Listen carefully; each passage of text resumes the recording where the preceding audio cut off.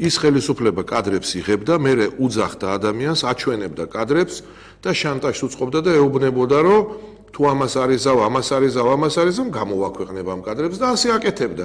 არ შეიძლება დანამდვილებით თქვათ, რომ ამ ხელისუფლებამ რაიმე გადაიღო, იმიტომ რომ ჩვენ არ გვინახავს და არავის არ უნახია, მარტო ბაქაბუქი გვესმის, რომ აი არის კადრებია, სად არის? ჩვენ არ გვინახავს.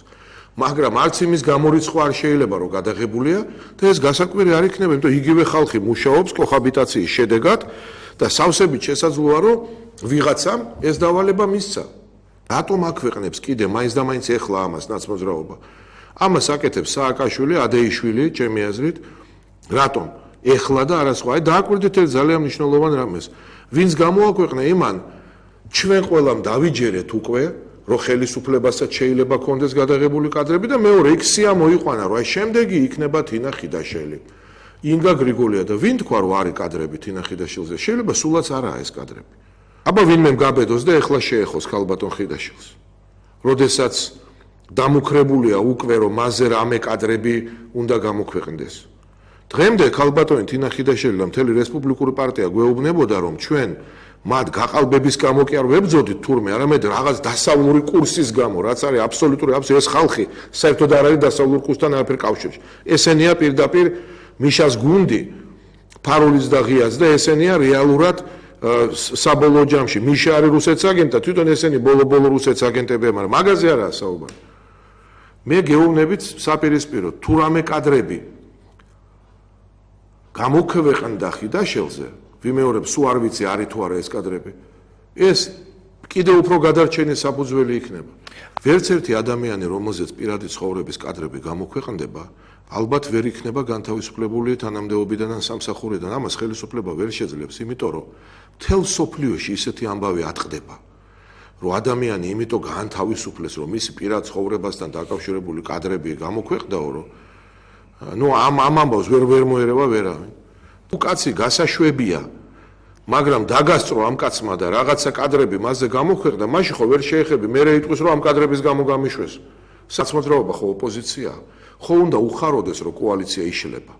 კი არ უხარია, ნაცმოძრაობის ყველა მხარდამჭერი იმ დღიდან ჯერ გვიმტკიცებდა რომ თუ რესპუბლიკელები გავლენ კოალიციიდან თურმე ქვეყანა დაიქცევა. რატო გვიმტკიცებდა? თუ რესპუბლიკელები ნაცმოძრაობის პირდაპირ აგენტები არიან თვითონ ამ ხელისუფლებაში და ამ ქართულ ოცნებაში, ეს ერთი.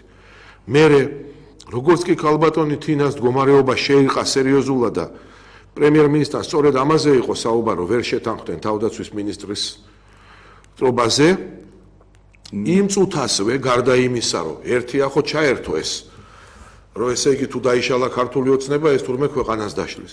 მერე გაჩნდა რაღაცა კადრები, ამ კადრებმა მთელი ყურადღება ხიდაშელიდან სხვაგან გადაიტანა, სრულიად გაუგებარია ეს კადრები ეხლა რათო გამოქვეყნდა და რა ადამიანებზეც არის, რატო აი იმ ადამიანებზე არავითარი აქტუალურობა არა აქვს, საერთოდ რა საჭირო იყო ამის დღეს გამოქვეყნება. მაგალითად თუ ეს ვინმე მიზანი რა იყო? ერთადერთი მიზანია რომ ყველას დაავიწყდა ხიდაშელი ყველაფერი, იმდენად ამაზრზენი სიბინძურე მოხდა რომ ყველა ამაზე გადავერთეთ ჩვენ.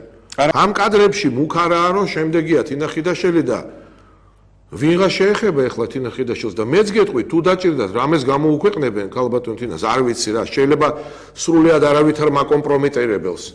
ეს ხო საერთოდ ვერავინ ვერ შეეხოს. და მეტი ეხლა ესეც არ იკმარა. მე გეუბნებით რომ ბატონი მიშა სააკაშვილის ჩაწყობილია კარასინის გამოთქმები ხიდაშელის მიმართ. იმიტომ რომ ეს გამოთქმები, გამონათქვამებიც იმისთვისაა, რომ გადარჩეს ქალბატონი თინა ხიდაშელი. მე ვამბობ რომ ნაცმოძრაობას თუ კი რამე შეეძლო, ყველა მექანიზმი ჩართო რომ ოღონდაც როგორმე გადაარჩინოს, შეინარჩუნონ ხიდაშელი მინისტრად. რა თქმა უნდა და გადაარჩინოს ქართულ ოცნებაში შეინარჩუნონ რესპუბლიკური პარტია. აი ეს ხდება დღეს და სიმართლე რეალური ეს არის.